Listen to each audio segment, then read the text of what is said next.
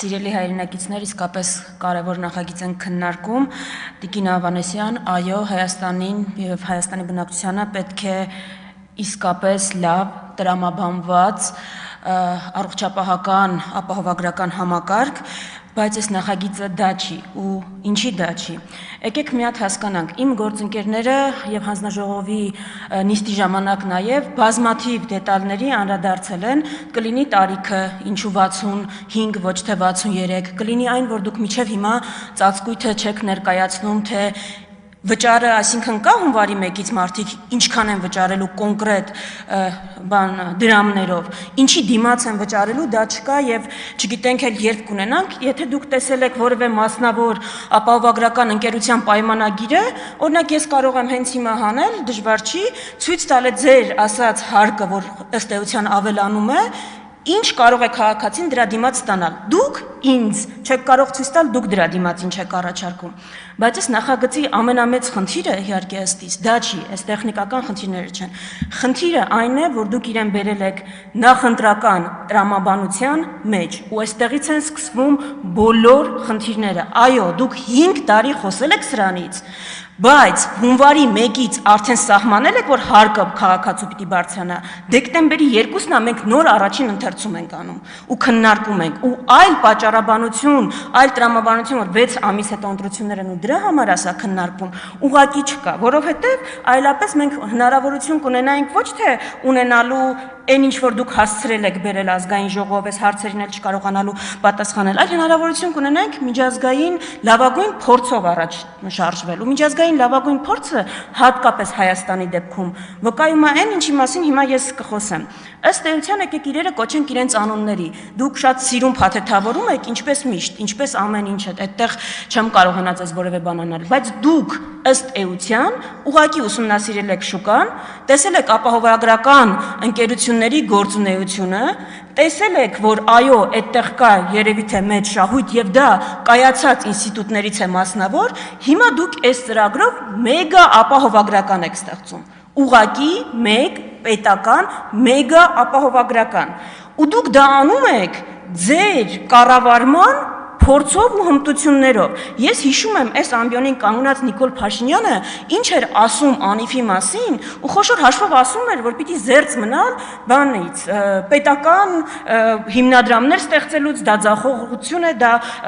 բան է, չպիտի դա այդ փորձը կրկնել։ Ես այդպես չեմ կարծում, դա իմ տեսակետը չի, բայց ձեր կառավարման փորձով մենք ունենալու ենք այդ նույն պատկերը նաև այս դեպքում, որովհետև այո, դուք մի հատ պետական հիմնադրամ եք ստեղծում, ամբողջը տալիս եք իրեն բոլոր լիազորությունները ու անհասկանալի է, թե ինքը ոնց է կարգավորելու այս կարևորագույն շուկան, իսկ ինչ է լինելու մասնավորների դեպքում։ Մասնավորների դեպքում, որոնց շահույթի ամենամեծ բաժինն է կազմում առողջապահական ապահովագրությունը, զրկվելով դրանից ես կարող եմ կանխատեսել, որ քաղաքացիների համար թանկանալու են մյուս ծառայությունները ապահովագրական ընկերությունների։ Ու հետաքրքիր է, այս բանը ոնց է կարգավորվում։ Իսկ ինչ կարելի էր անել, եթե դուք սա չբերեիք նախընտրական տրամաբանության շեմին, եթե այս նախագիծն էլ, այսինքն այս շատ կարևոր միտքն էլ չավաղաղվեր մի քանի քվեի համար ու աշխարհի լավագույն փորձը ուսումնասիրելով այս դեպքում Հայաստանի դեպքում Հայաստանի ապահովագրական ընկերությունների այս կայացված շուկայի դեպքում օրինակ լավագույնը կլիներ հիբրիդային տարբերակը պետություն մասնավոր համագործակցությունը ու երբ խոսում ենք պետություն մասնավոր համագործակցությունից դա այստեղ մի քանի տարբերակ նշվեց օրինակ ինչն է խանգարում որ պետությունը ապահովեր բազայինը այսինքն նվազագույն անհրաժեշտը մասնավոր ընկերությունները ապահովեին մյուս փաթեթները, որը քաղաքացին կուզենա ձեռք բերել եւ որը հիմա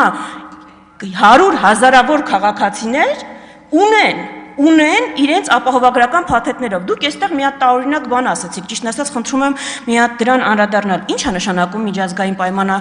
միջազգային կազմակերպություններում աշխատող մեր քաղաքացիներին այս օրենքների փաթեթը չի վերաբերվում ու իրանց ապահովագրությունը կարգավորվում է միջազգային պայմանագրերով։ Մի հատ այդ կբացատրեք միջազգային պայմանագրերով ապահովագրությունը ոնց է կարգավորվում ու հստակ ոնց է հունվարի 1-ից իրենք 10,000 դրամ չեն վճարելու այս բանի համար, եթե 200,000 դրամից ավել են ստանում,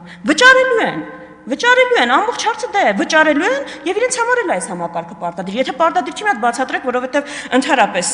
բանա շփոթ է դա առաջացնում։ Այսինքն կոնցեպտուալ առումով,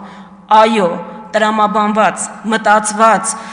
առողջապահության ապահովագրական համակարգ մենք ոչ միայն ուզում ենք ունենալ, այլ ես գիտեմ տասնյակ հազարավոր քաղաքացիներ, որ պատրաստ են դրա համար վճարել, որ իրենք ունենան եւ իրենց ծնողները ունենան։ Բայց այս օրենքների փաթեթը դրա մասին չի, որովհետեւ ինքը ի սկզբանե դրված է եղել նախընտրական տրամաբանության մեջ, ու մենք հիմա հապշտակ քննարկում ենք, որ ուղղակի միջև ընտրությունները դուք կարողանաք մի քանի քաղաքացու քվեն սրանով բերել։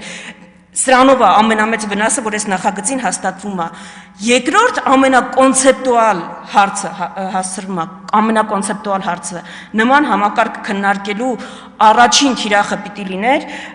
առողջապահության համակարգի առաջնային օղակը, պոլիկլինիկաները, որոնց վրա դուք ծանրաբեռնվածություն այս նախագծով ավելացնում եք միայն, թե ինչ վիճակա մեր պոլիկլինիկաներում, թող ասեն մեր քաղաքացիները, ովքեր պոլիկլինիկաներ այցելում են։ Մենք ընդհանրապես մի քանի ամիս հետո բախվելու ենք այն պատկերին, որ այս ձեր շատ ճռճռան սիրուն խոստումները ուղղակի բախվելու են իրականության պատին ու փշրվեն, որի համար ես շատ ափսոսում եմ, որտեղ այո, սա կարևորագույն նախագիծ էր։